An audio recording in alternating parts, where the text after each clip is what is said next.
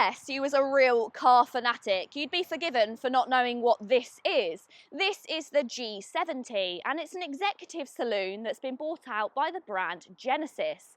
But who are Genesis? Perhaps it's the first time you're even hearing of that name, or perhaps you've heard it thrown around and not really known a lot about it. Well, they're essentially the premium brand from Hyundai, a bit like Lexus is to Toyota and DS is to Citroën. Genesis isn't strictly new to the UK. The Hyundai Genesis Executive Saloon arrived in 2015 as a BMW 5 Series and Mercedes-Benz E-Class rival. When it was axed from Hyundai's UK lineup in 2017, only 50 had been sold in the market. Yet, just 4 years later, in 2021, it arrived in the UK once again and is now a full standalone premium brand. Genesis are hoping to steal a corner of the market from brands like Audi, BMW and Mercedes.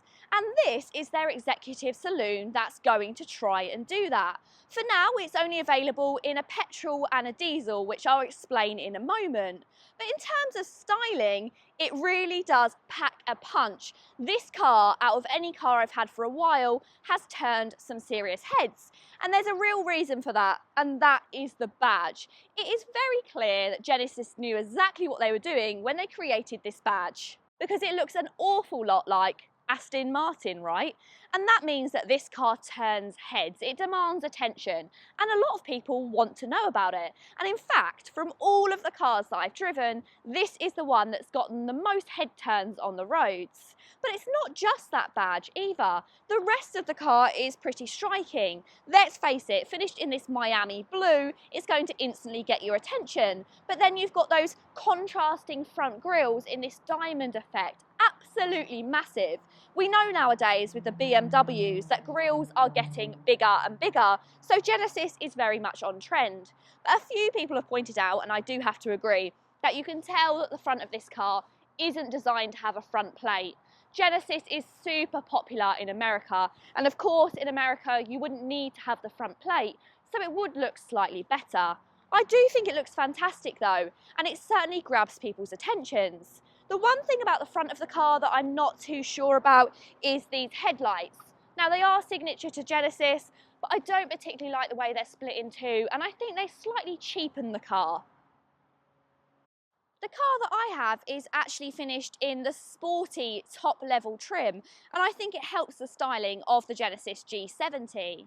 Now this car reminds me a lot of a Jaguar. I almost think it's Jaguar spec with that blue paintwork, the dark wheels and the red Brembo brakes. And I don't mean that as a bad thing. Jaguars, as you guys, if you followed the channel for a while, are known to be one of my favourite looking cars. So I certainly was struck by the styling of the Genesis.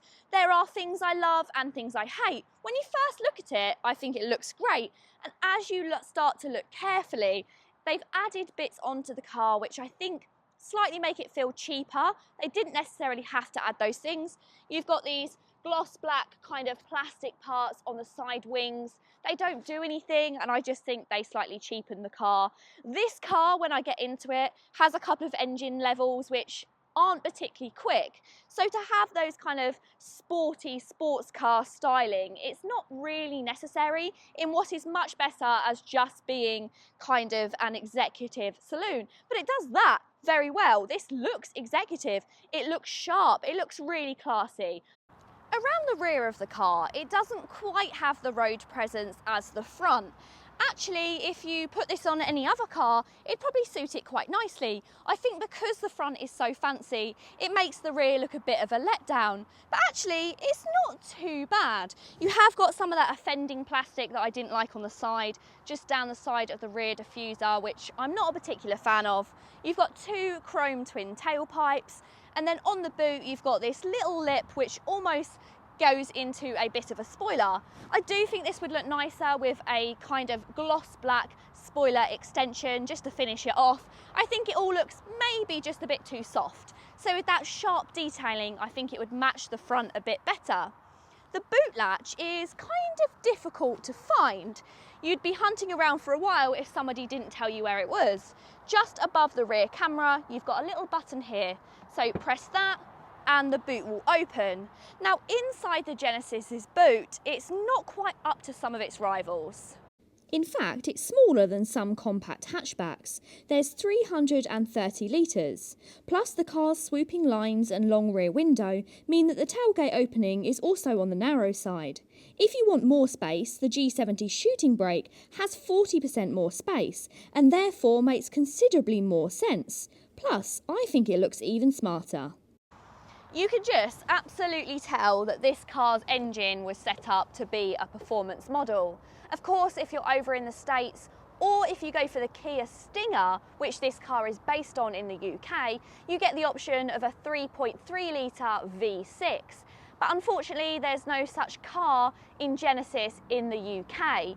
We have to either go for a 2 litre petrol with around 250 brake, or this model here, which is the 2.2 litre diesel with 200.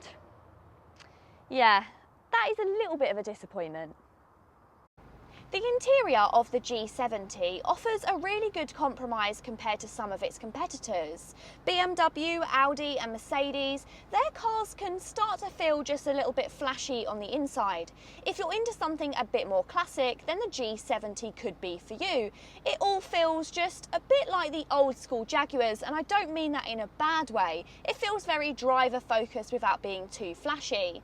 I really like this lighter interior, and these seats are really nice. High quality, they're also electrically adjusted, memory settings, and they're heated and cooled, which is really nice. It's not all good news though. Some of the materials used are not my favourite. A bit like the bits of plastic trim on the outside, this centre console with this almost carbon type chrome effect, I get what they were going for, but it's not quite executed in the best way. But everything else looks and feels pretty good. If you like buttons and switches, then you'll be very happy, because you've got physical climate control dials and you've got physical buttons for almost everything you need to do, which is going to tick a lot of boxes for some people.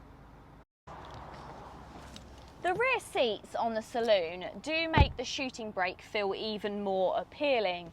Space is slightly tight back here. I do like that on the passenger seat you've got some buttons on the side where you can put it forwards and backwards, and this helps people getting into the back be able to get comfortable. It is nice and comfortable back here as well. That definitely can't be disputed. I've got a pull-out armrest with a couple of nice kind of chrome trimmed cup holders. That's all very nice, but it is quite tight. I'm around 5'5", and headroom isn't too much of a problem, but legroom is a little bit tighter. You've also got a really high transmission tunnel. Can you see how high that comes up? And that means that people sitting in the middle probably don't have an option to be able to put their legs up on that at all. They're going to have to straddle either side. And then of course, if you've got 3 people in the back, that becomes a bit of an issue. For a saloon that's supposed to be able to carry multiple people, it's a bit of a disappointment. But as I mentioned, there is always the shooting brake. And if you're going to be carrying a lot of people in the back a lot of the time, then that's definitely much more of a viable option. You've got just over a 12-inch screen. This screen is pretty good. However, it is relatively far away from your seating position. So if you're small like me, then fiddling around with it on the go might be slightly difficult. In fact, I actually think I'd prefer to have some dials down the centre console. I guess this car feels set up to almost be a little bit old school, so it feels like you want some controls down here to control the screen as well. You've also got quite a nice digital dial here as well. You get digital screens on all versions of the Genesis, but if you step up to this top spec model with what I think is a technology package, then that almost becomes 3D in design. I don't really think that part is necessary, but if you go for the technology pack, you also get a head-up display, which of course in a car like this feels almost like it needs it. The one thing I haven't worked out what it is, and if anyone knows the answer to this question, please let me know, but there's just a little screen down here, and I'm not sure what that's for. As I previously mentioned, the Genesis G70 is available as a petrol and a diesel. There's not yet a plug-in hybrid or a fully electrified version. There probably is going to be a fully electric G70 coming, but it's not likely there's going to be a hybrid. So why is that? Because this car would be perfect as a hybrid, right? At the end of the day, it's an executive saloon, which is perfect for company car drivers. And company car drivers love a plug-in hybrid. It has a lower bic rate, but they also have that backup of the petrol engine when they run out of electric. Well, the main reason is because Genesis have claimed that they want to be fully electric by as little as 2024. And with that being in the next few years, there's just no point concentrating on plug-in engines. But I do think it's a bit of a shame. I think it would have answered the kind of problem with the Genesis. Yes, okay, everyone concentrates on the fact that this car needs that V6. Wouldn't it be amazing? It would. But in the UK, we're not big engine drivers anyway, not like in the US. But if there was a hybrid, it would kind of answer the question of having that power, but also still being reasonably economical. Think of something like the Peugeot 508 PSE. That car has the reasonably small petrol engine, but it has that hybrid engine that complements it, that gives it the power, but also keeps those bic rates down. Often when I film my reviews, I'll have the car delivered. I won't know pretty much anything about it. I'll leave it as a surprise. And then I'll do my research after about a few days of living with the car so that I can come up with my own conclusions and then research and find out, what am I actually driving? And this is one of the first ones that surprised me, probably since the Mazda with the non-turbo. And that's the fact that the first thing I noticed is that I had 500 miles of range. Now that's more range than I've seen in a press car probably the whole time that I've been doing this. And the second was, it was grumbly on startup, so that all equals one thing. This is a diesel, which is a little bit strange. I don't test many diesels nowadays. It feels like diesels are being pushed out, but they are absolutely still relevant in the market, and it kind of proves how relevant they are when somebody like me that does so many miles drives one, because this has been fantastic. I've had this car for a full week. I've taken it to an event which has been reasonably far away, and I still have 300 miles. So me personally, I find that fantastic. I know that diesels are not great for the environment, but they absolutely still fit into a lot of people's lives.